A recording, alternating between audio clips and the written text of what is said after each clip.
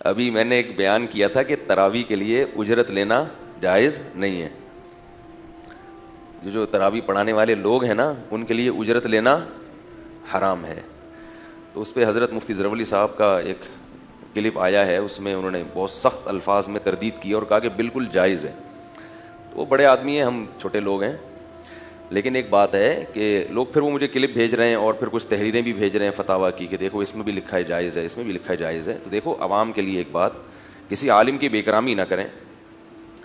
لیکن یہ کیا بات ہے کہ نہ آپ بنوری ٹاؤن کے فتوے کو مانتے ہو, نہ آپ جامعۃ الرشید کے فتوے کو مانتے ہو, نہ آپ دارالعلوم کرنگی کے فتوے کو مانتے ہو, نہ دارالعلوم دیوبند کا جو فی الحال لیٹسٹ ریٹن فتویٰ ہے اس کو مانتے ہو.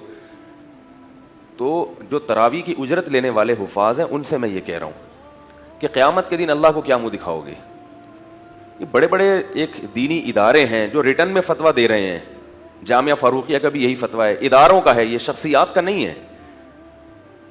تو اداروں کے فتوے وہ چھوڑ کر آپ کہیں کسی چھوٹے سے دارالافتاء کا فتویٰ یا ایک عالم کا فتویٰ لے آتے ہو تو, اور جبکہ ان عالم کے بارے میں آپ کو معلوم ہے کہ ان کے اور بھی تفردات ہیں جس کو پوری امت میں کوئی بھی تسلیم نہیں کرتا, تو پھر میں ان کو, وہ ان کی رائے ہوگی ٹھیک ہے, لیکن آپ قیامت کے دن شاید نہ بچ سکو. اللہ کہے گا کہ اتنوں کو چھوڑ کر ایک کے پیچھے آپ کیوں لگے تھے.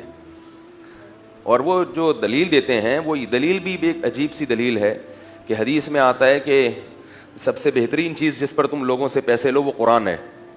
یہ رقیہ کے بارے میں ہے. رقیہ کہتے ہیں قرآن پڑھ کر کسی پہ دم کرنا. اگر یہ حدیث کا یہ مطلب ہوتا تو پھر تو نمازوں پہ اجرت لینا یا قرآن کی تلاوت پہ اجرت لینا یہ فقہائے حنفیہ کے نزدیک ناجائز نہیں ہوتا, یہ تو بڑا آرام سے سب جائز ہو جاتا. اس کا تو کسی نے بھی یہ مطلب نہیں لیا ہے.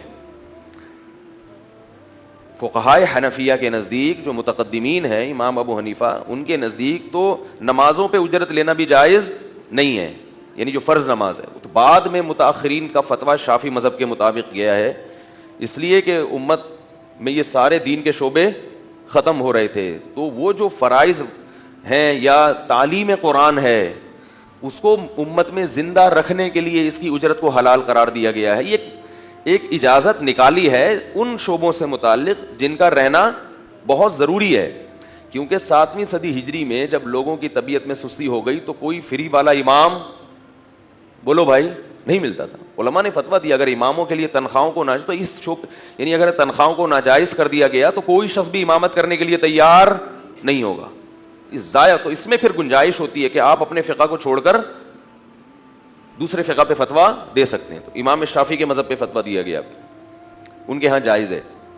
اور اس لیے بھی جواز کا فتویٰ دیا گیا کہ پہلے جو بیت المال تھا وہ کفالت کرتا تھا علماء کی, مدرسین کی, مؤذنین کی. بیت المال نے وہ کفالت کرنا یعنی گورنمنٹ دیتی تھی. اب سعودی عرب میں اماموں کو کون کی کفالت کون کرتا ہے؟ گورنمنٹ کرتی ہے. تو گورنمنٹ یہ سارے کام کرتی تھی, بیت المال سے یہ ساری ذمہ داریاں پوری ہوتی تھی, وہ ذمہ داریاں ختم. تو اب دین کا ضیاع ہے اس میں.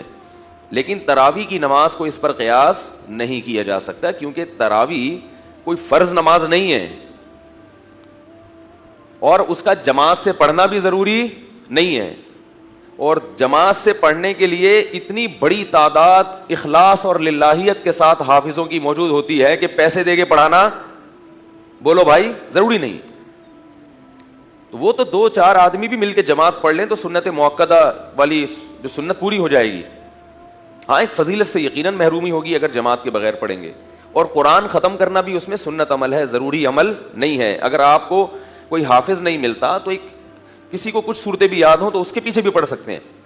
اس لیے اس پر جتنے بھی محقق علماء ہیں, محققین کی بات کر رہا ہوں, ایسے تو کہیں بھی فتویٰ اتنی بڑی تعداد ہے, کوئی نہ کوئی آپ کو آپ کے مطلب کا فتویٰ دے دے گا. فتوے کا تو لفظ اتنا ہلکا ہو گیا ہے کہ کوئی بھی بیٹھ کے کچھ بھی پھینک دے وہ قوم کے لیے قابل قبول ہوتی ہے وہ چیز.